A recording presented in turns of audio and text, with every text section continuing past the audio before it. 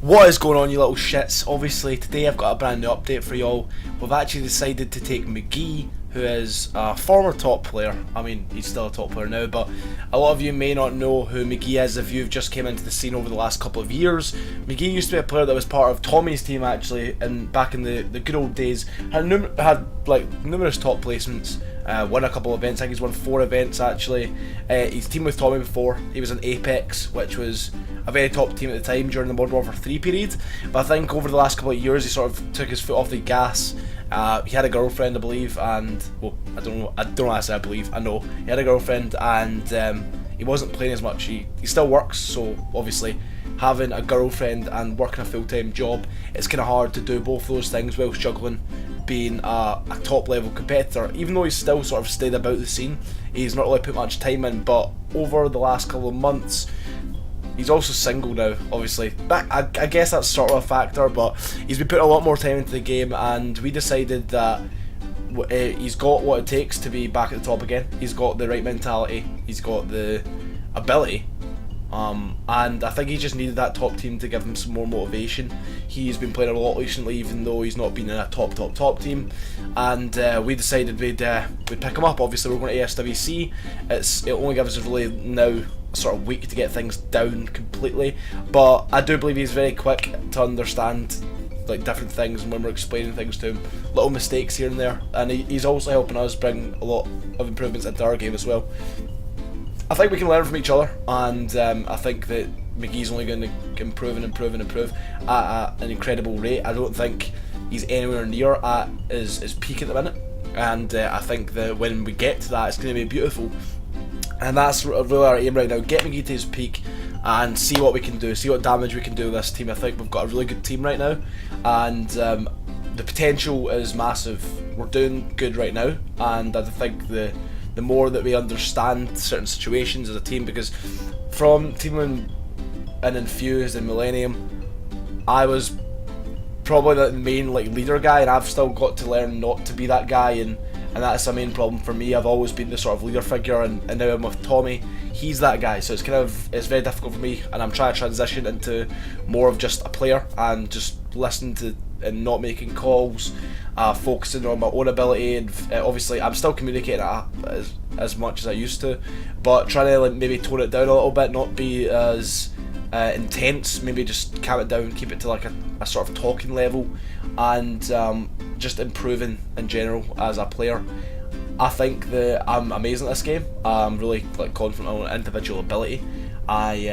Just those are my couple of things I had to work on, and I'm just really confident with this team going forward.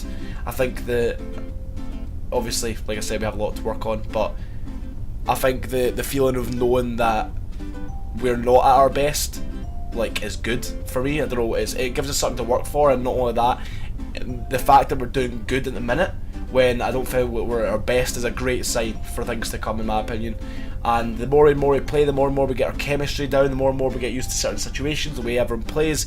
But the way it's not right now, it's not really natural, it's not flowing. It's but it can be at times. But we just need to, I don't know, play more and just get used to each other, because we're literally a brand new team. It's not like most top teams like Epsilon, TCM. They have changed a lot. The rosters have changed completely over the last couple of years, but they've slowly transitioned a player in. It's only been one player at a time, revolving in and out, and it's really easy to sort of fill that player into a gap rather than making a whole new team. And I think that's obviously the issue. We just need to make ourselves into a top team, have those sort of natural habits that we get into when playing with each other. Obviously that will come in the future, but guys, I just wanted to give you an update. Make sure you click follow on McGee's Twitter, which I'll put that in the description below. I'd really appreciate it if you go check out his Twitter. Bit of a trolly guy, kind of funny. I know a lot of you who maybe watch this might be French, so bonjour. Right, enough of that. I'm really crappy at French, guys, and I've been in 2 French organisations. I wish I'd focused a lot more on French in school, but obviously I didn't, so what can you do? Thanks for watching, guys. That's it. I just really wanted to talk about McGee. That's our final 4 for ESWC confirmed. It is myself, Reedy, McGee, and Tommy, and we're going to see how things go. Hopefully things go well. We've got TR, Epsilon, and FaZe France in our group. So both groups are very hard. I'd say ours is probably, well, it's probably the easier one. I'd say that obviously being in Denial and Optics group would be pretty difficult to come out of. We've got Epsilon in our group who are obviously going to be really tough opposition. Nonetheless, TR obviously came second at COD Champs. It's going to be very tough. FaZe France, arguably the best team in France. Millennium and FaZe France really haven't had the chance to battle off against each other, so it really is hard to say. And Hyper Games are there as well. They narrowly lost to FaZe France. The French teams have actually been picking up a lot on this game, and I think that FaZe France are good. I think that they are a bit reckless, and we'll see if they're still like that. Let's hope they are. Anyway, that's enough for me, guys. That's all I really wanted to say. Thanks all for watching, and yeah, make sure you hit the like button, make sure you subscribe. I'll be vlogging the whole trip, ESWC. Hopefully I'll get this out to you guys.